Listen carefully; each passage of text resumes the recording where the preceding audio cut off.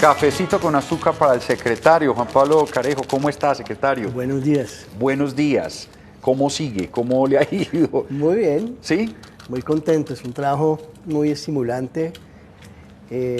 Aprende uno mucho todos los días. Yo le quiero preguntar una cosa antes de empezar. Siempre que yo lo veo a usted, lo veo con una sonrisa, a pesar de los momentos duros que se pueden presentar. Y dicen que es de mal genio, eso dicen algunos. ¿Y es verdad? ¿Usted es de mal genio? Porque yo lo veo siempre con O una acelerado. sonrisa.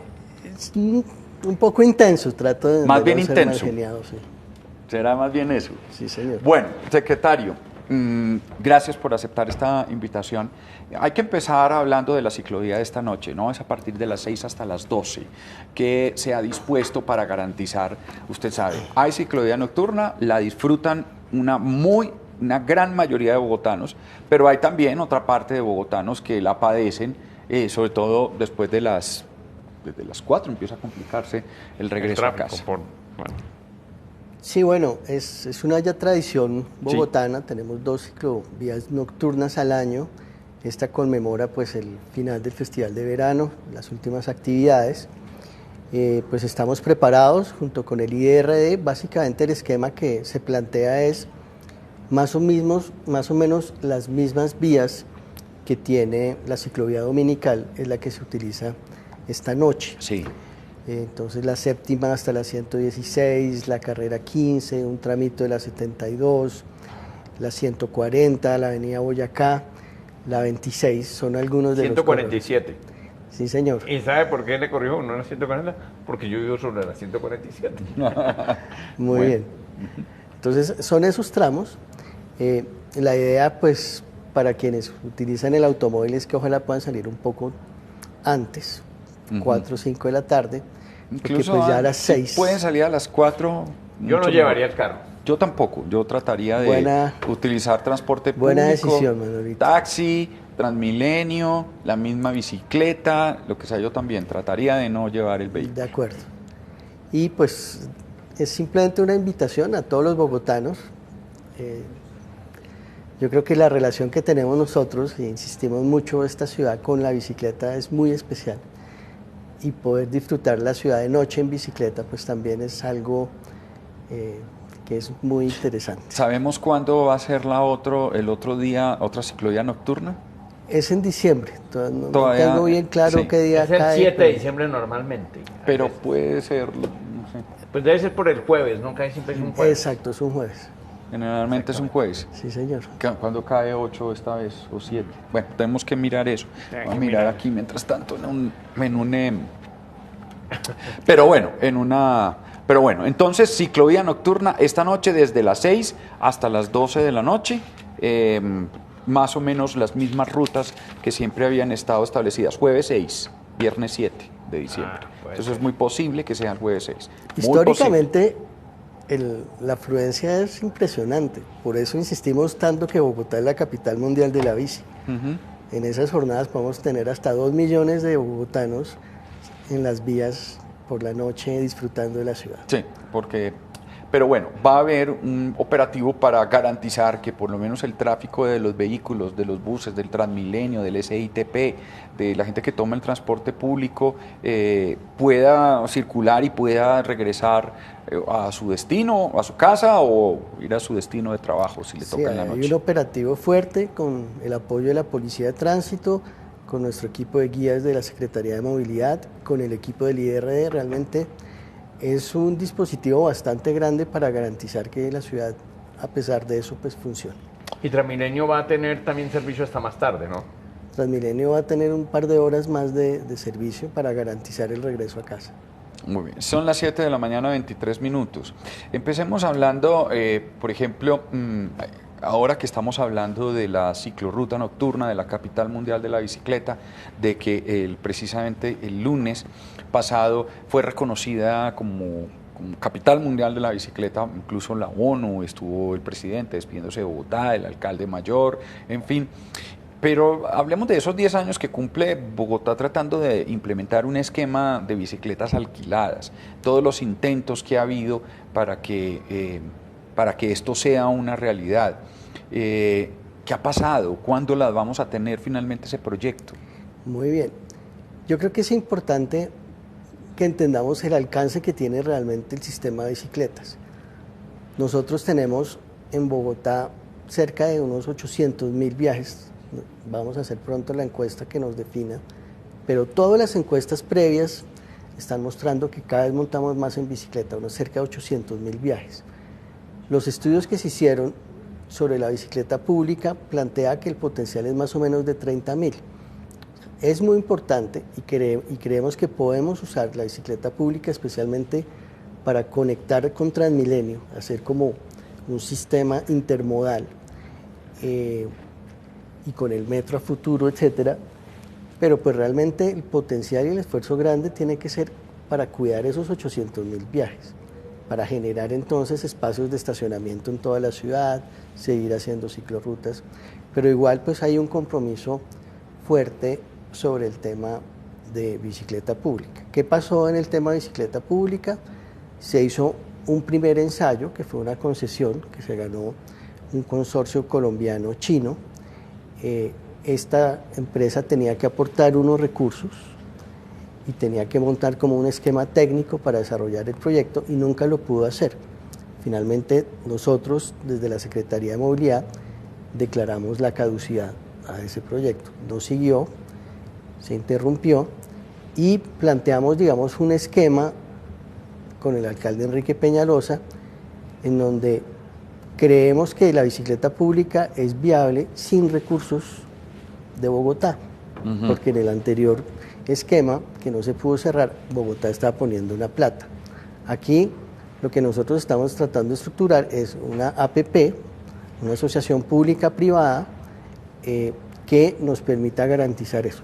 Pero la APP consiste en términos generales en que Bogotá aporta un recurso público que explota en un principio la inversión privada para recuperar su inversión, sí, exactamente, y luego esos recursos retornan a la ciudad cuando ya el privado haya recuperado su inversión, ¿cierto? Esa es, digamos, como la línea general, ¿no? Hay varios esquemas. En muchas ciudades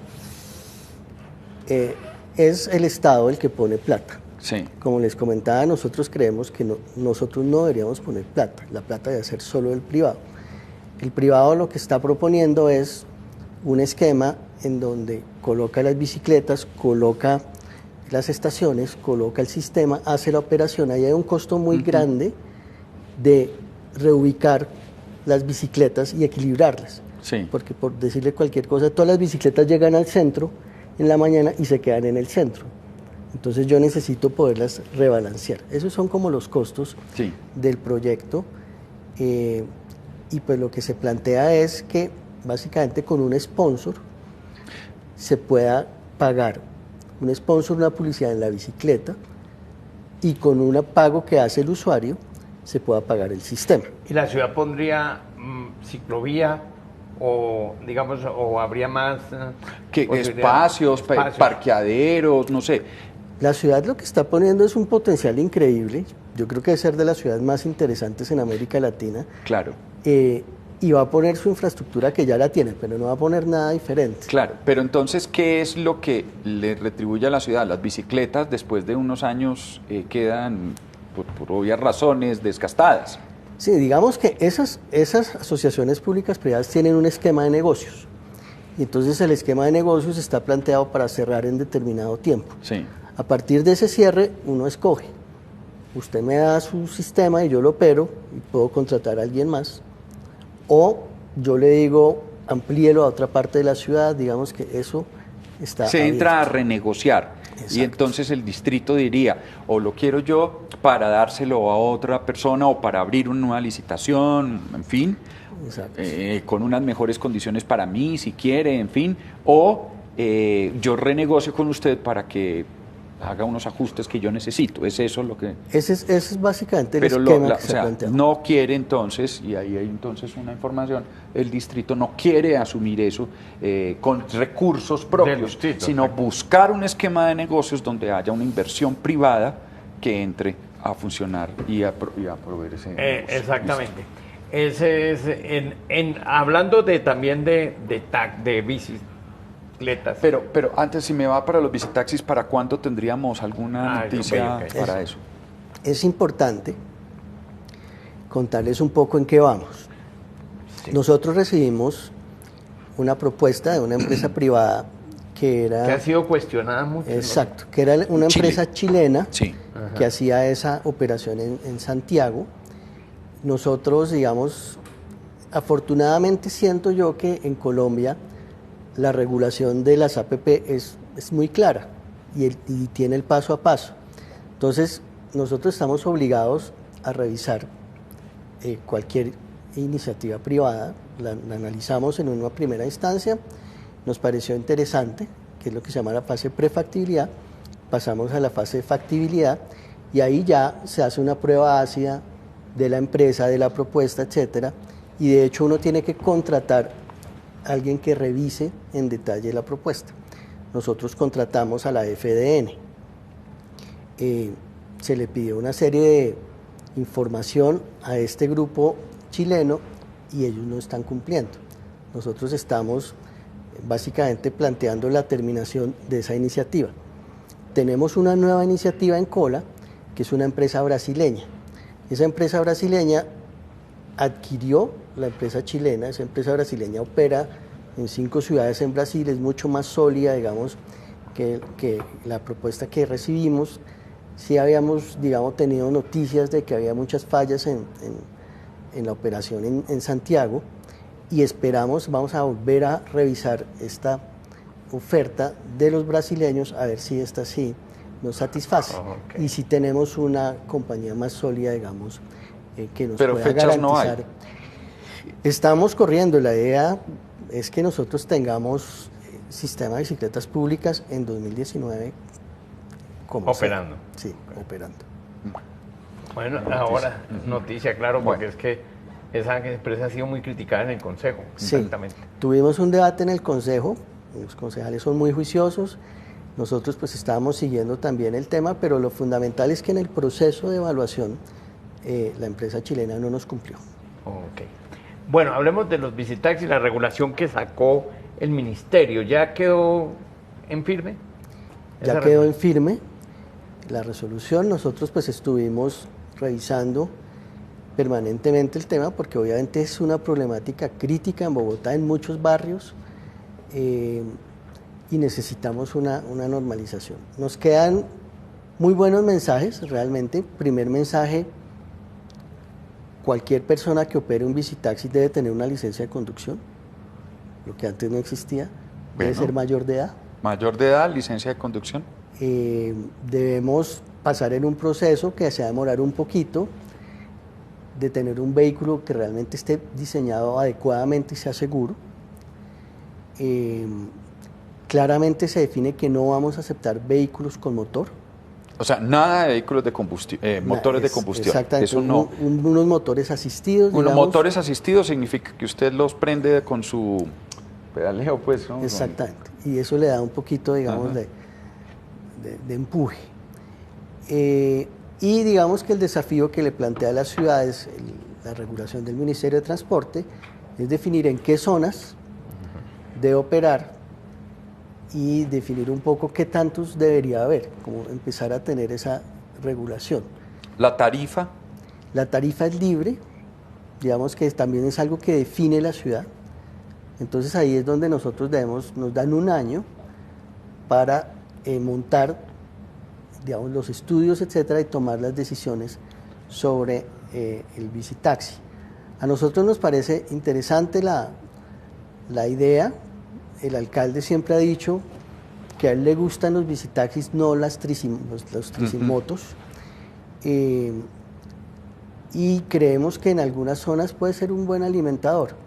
Hay que entonces hacer el estudio y mirar cómo podemos empezar a tener una claridad.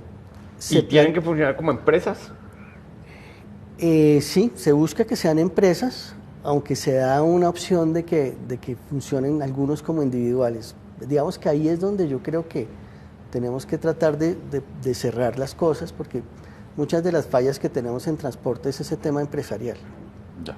Entonces también tenemos algo que no se ha estudiado, por lo que usted nos dijo, no es que no se ha estudiado, sino que todavía no está definido si va a haber una tarifa mínima, si va a tener alguna correlación, por ejemplo, cómo se manejan las tarifas de los taxis, y de eso vamos a hablar a continuación. Por ejemplo, un banderazo, una carrera mínima, que no lo marque el SM, según el marrano, ni según si está lloviendo. No, lloviendo le vale más, no lloviendo le vale menos, a tal hora le vale más, sino una regulación, ¿no? Ahí tenemos un apoyo del Banco Mundial. Ellos nos están ayudando con una asesoría con diferentes expertos en el mundo para ver cómo podemos realmente ajustar y generar una respuesta adecuada en la ciudad. Hay unos temas, digamos, una de las quejas más fuertes que nosotros sentimos en algunas zonas en el suroccidente, en Suba, aún en Autonorte, es esa invasión y esa falta de control. Y pues creemos que ya con la regulación nos dan un elemento importante para resolver de fondo el problema, porque hasta ahora, digamos que nuestra reacción desde la Secretaría de Movilidad ha sido más hacia el control de los que tienen motor, pero eso no está resolviendo los temas de fondo.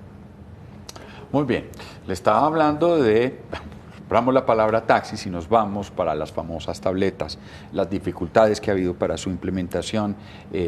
¿Usted en este momento tiene una cifra de cuántos taxis ya han implementado sus tabletas? Nosotros estamos muy contentos con el proyecto, de lo que alcanzó a funcionar y sigue funcionando. Alcanzamos a tener ya 5.000 taxis, o sea, 10% de la flota, con muy buenos resultados. ¿En qué sentido? Nosotros le dijimos a los bogotanos, esto del taxi inteligente, digamos, uno de los elementos principales que a usted le cobran cuando empieza la carrera. Sí. Y a usted le cobran lo que es. Sí. El sistema está hecho para que cada vez que usted toma la carrera, el dato del taxi le llegue a la Secretaría de Movilidad. O sea, nosotros tenemos toda la información sobre todas las carreras que se tomaron con el taxi inteligente, cerca de 100.000. Y nosotros corroboramos que ese sistema haya cobrado lo que es. En el 98% de esas 100.000 carreras se cobró exactamente lo que es. Y hubo un 1% que cobró 100 pesos más y hubo un 1% que cobró 100 pesos menos. Eso ya es por fórmulas y por redondeo. O sea que realmente se cumplió perfectamente con eso. Lo otro que tuvimos fue una cantidad de datos sobre la longitud de viaje promedio, cuánto se demora en promedio, las carreras, en dónde se toman las carreras. Y por ejemplo, ahí había un temor sobre el cubrimiento del internet. Zonas de Wi-Fi, es el Entonces primero. nosotros tenemos una nube de puntos de dónde se cogieron los taxis y lo que uno ve realmente es que están en toda la ciudad. No tenemos un hueco así o alguna cosa en donde no hayamos tenido carreras. Y lo otro más importante, yo creo, de todo, hay un precepto, digamos, empresarial, y es, si usted no se mide, usted no puede mejorar. Entonces los bogotanos, algunos dicen, no, ese taxi es malo, malo, malo. Los taxistas se defienden, pero ahí tenemos un elemento objetivo y es la calificación. El taxi inteligente le permite a usted coger el taxi y calificar al conductor. Tuvimos cerca de 10.000 calificaciones de conductores que resultaron muy buenas para los taxistas que están haciendo uso de esta plataforma. Muy bien. Le pregunto una cosa, si llega, usted sabe que a veces la Internet mundial, algo que se sale incluso de las manos de este gobierno, del MINTIC, de lo que usted quiera, se cayó la señal, el satélite, el viento, el huracán en el Estados Unidos, y se cae la señal de Internet por 10 minutos, media hora. ¿Eso afectaría el tablet? Nosotros no necesitamos que la señal esté presente a lo largo de todo el recorrido. Lo único que uno necesita es que cuando se coja el taxi exista el dato para que se verifique cuál es el estado del tráfico, porque ahora la carrera se calcula de acuerdo con la longitud del viaje, que era como las unidades de antes, y de acuerdo con el tiempo, que era la congestión. ¿No nos da miedo depender tanto de la Internet, del transporte, de esta manera? Pues es que ya, yo sé que es una realidad, pero ¿no le da miedo? En todos los temas dependemos. Yo creo que no. ¿No? Y no encarece el valor de la carrera. Sí. Encarece. Nosotros el año pasado hicimos cada año nosotros debemos hacer actualización de tarifas. Cuesta más la gasolina, cuesta más el salario mínimo, etcétera. Y en este caso lo que nosotros hicimos es el costo, por ejemplo, que antes había de radioteléfono, y eso lo quitamos y pusimos el costo del plan de datos de la tableta que va atrás. Y entonces eso básicamente lo pagan los bogotanos en la nueva tarifa del taxi inteligente. Exactamente. En este caso... Pero venga, no sé si fue que me distraje y no entendí.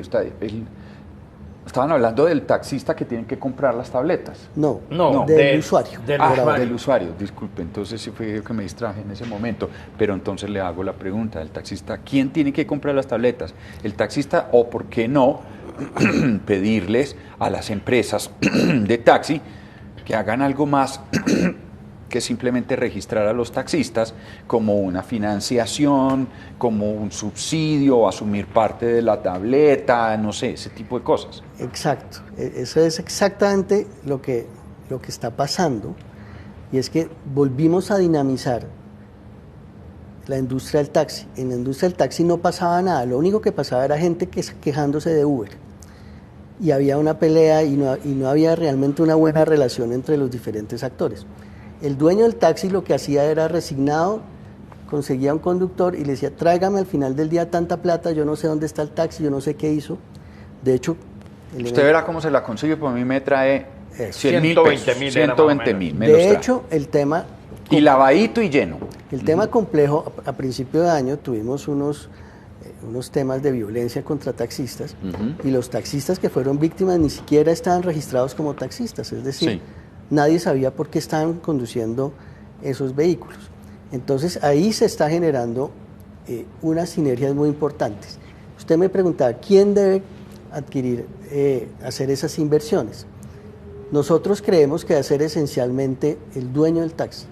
Sí. Es decir, la pantalla debe ser como uno de los aditamentos que debe tener el taxi. Okay. Hay muchas empresas que están proponiendo planes de datos, que están proponiendo la aplicación gratis, bueno, una serie de cosas atractivas desde el punto de vista económico. Tenemos una cantidad de pequeños emprendedores que desarrollaron esas aplicaciones. Sí. Nosotros hicimos un diseño para que todo el mundo pudiera participar. Ya tenemos 14 aplicaciones, o sea, esto no es un monopolio, tenemos 14 aplicaciones en los diferentes taxis.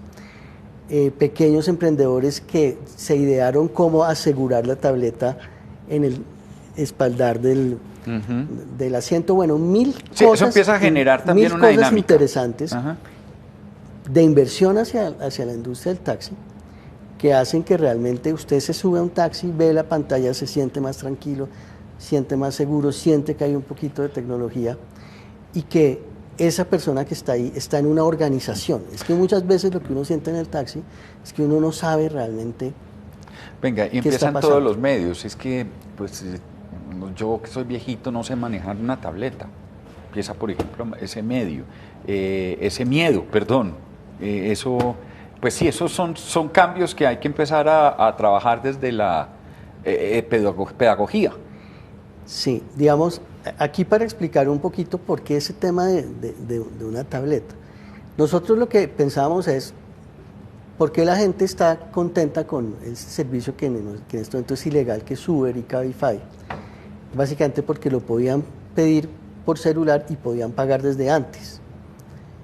Y tenían la ruta, etcétera, que es justo todo lo que estamos ofreciendo en el taxi inteligente. El único problema que teníamos es que 2/3 de los viajes en taxi se toman en la calle, o sea, no necesariamente se toman con celular. Entonces aquí tenemos, en el taxi inteligente usted lo puede tomar por celular, pero usted también lo puede tomar en la calle y llenar en la pantalla los datos de su viaje. Si usted, digamos, le queda difícil, el taxista también le puede ayudar a llenar el destino, que es básicamente lo que usted necesita. Bueno. En la otra en este momento está suspendido este proceso. Eso es lo jurídico para allá. Lo jurídico. ¿Qué sigue ahora? ¿Qué están esperando ustedes para reactivar? Está suspendido porque no está claro que una tableta sea un instrumento de medición. No es por eso que está suspendido. A ver. Todos los elementos de fondo de la regulación de los sustentos son claros y no se están cuestionando. Tenemos un cuestionamiento de forma, de procedimiento, de una resolución del Ministerio de Transporte, de la cual nosotros tomamos unos elementos para desarrollar el proyecto en Bogotá. ¿Que era por si eran de lujo o eran para los taxis todos? Entonces, esa resolución además afecta proyectos en Medellín y afecta proyectos en Cali. Cali lanzó ayer el taxi de lujo. Como le digo, no tiene nada que ver con lo que dice la resolución. Lo único que se está cuestionando por el Consejo de Estado es que no se esperó un concepto de la SIC. Entonces el Ministerio de Transporte firmó la resolución y después de haber firmado la resolución llegó un concepto de la SIC que no es un concepto de obligatorio acatamiento, es simplemente una opinión que tiene que ser tenida en cuenta. ¿Qué pasó? Se suspendió la resolución, el Ministerio ya volvió a sacar el borrador de resolución y esperamos que en los próximos días visitaremos a la ministra, haremos todo lo posible para que esto se agilice y volvamos a tener ese piso. Eso es una parte. La otra parte es que nosotros le dijimos a la SIC, al Consejo de Estado, module un poco esa suspensión, porque no podemos afectar a 5.000 taxistas que ya instalaron este sistema, no podemos afectar a 14 empresas que hicieron unas inversiones para desarrollar las aplicaciones y no podemos afectar a las 60 empresas de taxis de Bogotá que le están jugando a esto, porque todo lo hemos hecho dentro de la legalidad. Ese tema fue un tema, insisto, netamente de procedimiento y no tiene nada que ver ni con que si es taxi de lujo, o que si se puede cobrar o no cobrar. Lo que ha hecho la SIC claramente es, yo puedo hablar del taxímetro, yo puedo decir cosas sobre el taxímetro, pero si una ciudad decide cobrar con otro instrumento que no sea el taxímetro, tiene todo el derecho a hacerlo. Y eso es lo que nosotros estamos haciendo. Y eso es lo que alegan los taxistas, que ustedes no tienen esa facultad. Sí, no, pero eso claramente, digamos, jurídicamente eso está definido.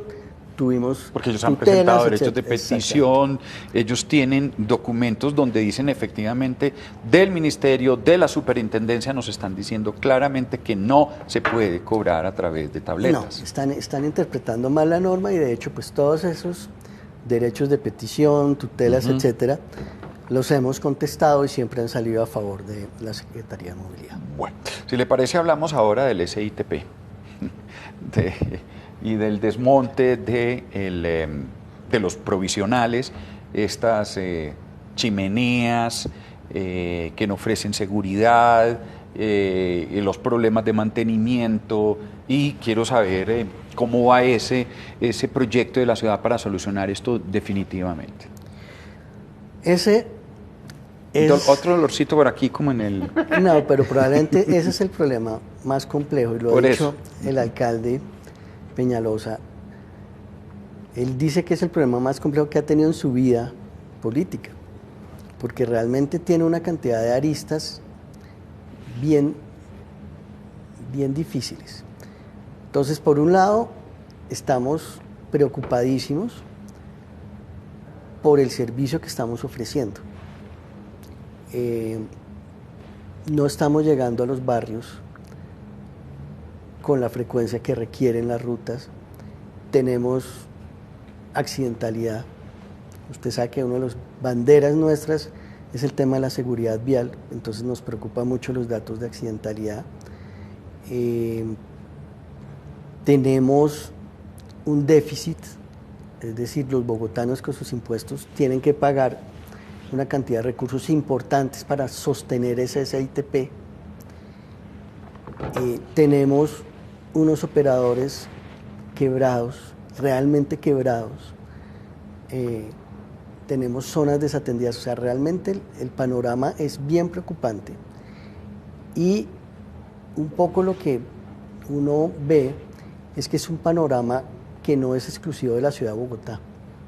Es un lío que tenemos en Medellín, es un lío que tenemos en Cali, en Barranquilla, y pues requiere también de un apoyo de gobierno nacional, porque hay unas cosas, digamos, de leyes complicadas. Entonces, un poco, ¿en qué estamos trabajando? los contratos que tienen en este momento los operadores del SITP no funcionan. Esos contratos plantearon unas reglas que hacen pues que básicamente no sea viable a futuro la operación. Entonces estamos trabajando en esos contratos, pero al mismo tiempo que tenemos eso, se hicieron unas demandas. Los operadores hicieron unas demandas. Lo que pasa es que yo estoy perdiendo plata porque esto y esto y esto en el contrato, y esos laudos se están fallando en este momento. Es decir, ya la justicia está respondiendo esas demandas, y en general lo que está diciendo la justicia es: usted tenía ese contrato, usted tiene que honorarlos, usted tomó unos riesgos. Entonces ese es un poco el lío legal en el que estamos. ¿Pero se pueden renegociar? Hay poco margen de renegociación, y eso, digamos que es un elemento complejo, y hemos estado buscando en todo este tiempo con Transmilenio opciones que permitan esa renegociación, pero ha sido difícil. Pero denos alguna buena noticia, es decir, quiero decir... No, es que le digo que es bien complejo. Ahora, no he ido a la otra parte. La otra parte es, nosotros considerábamos que una de las estrategias claves para ir mejorando el tema era desmontar el SITP provisional, sí, los buses del transporte público colectivo. Lo que pasa es que si yo quitaba esos buses y metía buses azules, lo que hacía era agrandar el hueco de la crisis, porque si ya están perdiendo bajo las mismas reglas, meter más buses era seguir agrandando el tema. Entonces estamos también obviamente haciendo un plan de cómo podemos ir desmontando ese sistema, pero no es tan inmediato como nosotros lo habíamos pensado, porque si nosotros hacemos eso, realmente no tenemos en esto cómo garantizar el transporte de mucha gente. Nosotros sacamos un decreto con Transmilenio hace un par de meses, definiendo unas rutas de transporte SITP provisional que debían salir, y empezamos a tener una cantidad de reclamaciones de la comunidad, de barrios, etcétera. Eso siempre va a pasar, porque pues la gente quiere la ruta igualita, pero lo que vimos en algunos casos es que realmente no podíamos ofrecerles una conectividad mínima suficiente. Entonces estamos replanteando eso. Realmente vamos a sacar rutas de provisional que estén muy en paralelo con las rutas de los buses azules, pero el tema sigue siendo complejo. Mire, es que recuerdo una gran anécdota de la historia, habla del nudo gordiano. En la ciudad de Gorde, me parece, en Turquía se había hecho un nudo, y la leyenda decía que quien lo desenredaba se convertía en emperador. Llegó Alejandro Magno, intentó desenredarlo, no lo pudo hacer, cogió una espada, ¡pa!, y lo rompió. Y fue emperador. ¿Cuándo vamos a resolver ese nudo gordiano? ¿Será que nos va a tocar coger la espada de Alejandro Magno y cortar eso? El Consejo le negó los recursos que podían colaborar. Jurídicamente es difícil encontrar espacio para maniobra, poder dentro de los contratos generar esos cambios que se requieren. Lo que nosotros obtuvimos del Consejo fue un apoyo muy grande para poder de alguna manera indemnizar a los pequeños transportadores de Cobús y Cobús, que fueron las empresas que no pudieron consolidarse, pero la mejora de resolver el tema todavía no está clara. Nosotros a mediano plazo tenemos un esquema bien definido que yo creo que va a funcionar. Nosotros, por cada persona que se sube a un bus azul, los bogotanos pagamos 1.000 pesos. O sea, el usuario paga su tarifa y nosotros le tenemos que poner 1.000 pesos. Ese es el hueco. En Transmilenio, no, Transmilenio, los rojos están a nivel. La estrategia nuestra es tener una red cada vez más grande de transporte masivo que sí es rentable y una alimentación, digamos, más equilibrada. Sí, yo voy a hacer del una SITP. pregunta que Alejandra Silva, mi productora, y Javier Giraldo me van a odiar. Sí, está bien, mi mamá trátela bien, pero le tengo que hacer esta pregunta. ¿Por qué no usamos la herramienta del parqueo en la vía que ya le dio el consejo, la autorización para que la utilicen y obtener ahí unos recursos? Lo vamos a hacer. Digamos que ya estamos en la última fase. Ojo con esta que noticia. es, abrir la licitación. Estamos ya en los últimos detalles de los prepliegos, que van a definir 4 zonas iniciales. Son cerca de unos 4.000 puestos de estacionamiento, en donde esperamos recoger... Con taxímetro, y entonces esos recursos, Con taxímetro no, parquímetro, discúlpeme. Parquímetro. Con parquímetro, discúlpeme, sí. Sí. Con parquímetro, y esos recursos entrarían de alguna manera a financiar el SITP. Exacto, es un esquema tecnológico interesante. Habría un parquímetro por cuadra, más o menos, y habría la posibilidad de que usted realmente manejara casi todo con su celular. Entonces usted paga en el celular, usted reserva en el celular, sin tener que ir a su parquímetro porque usted tiene una cuenta. Sí. Y la idea es que esos recursos nos servirían en parte para recuperar esa zona, el pavimento, los andenes, de toda la zona donde está los sitios, los cajones de Pero ¿cuándo estacionamiento. vamos a empezar pago. con ese ¿Licitación? Esa licitación debe salir a más tardar en un mes y debíamos estar adjudicando hacia el mes de noviembre 4.000 puestos. 4.000 puestos en 4 zonas que son Chapinero, todo el centro expandido, Chapinero, Candelaria, una parte de Usaquén y una parte de Suba. Son 20.000 puestos, que faltan 16.000, ¿no? Sí, después vendrían otras zonas, digamos que vamos a ensayar estas primeras, pero ya digamos que todos los estudios están hechos para ir abarcando toda la ciudad. ¿Te sirve este noticia, no? Sí, claro. Y le voy a preguntar otra noticia muy importante. Sí, Javier, ¿Qué yo pasa? también te quiero mucho, y No, Alejandra, sí, mi sí, productora, sí. los queremos, Los nos queremos están mucho, mirando. pero yo quiero preguntar sobre la licitación, sobre ya el contrato que se está desarrollando de semáforos, la semaforización. ¿Cómo va eso? Porque hubo unas decisiones de la Procuraduría, unas peticiones. ¿Eso sigue adelante?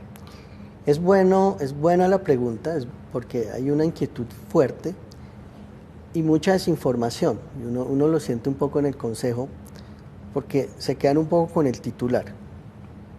Nosotros tenemos una confianza total en el proceso de licitación que nosotros hicimos. Nosotros, desde que llegamos, sabíamos que ese era el proyecto más grande que iba a hacer la Secretaría de Movilidad.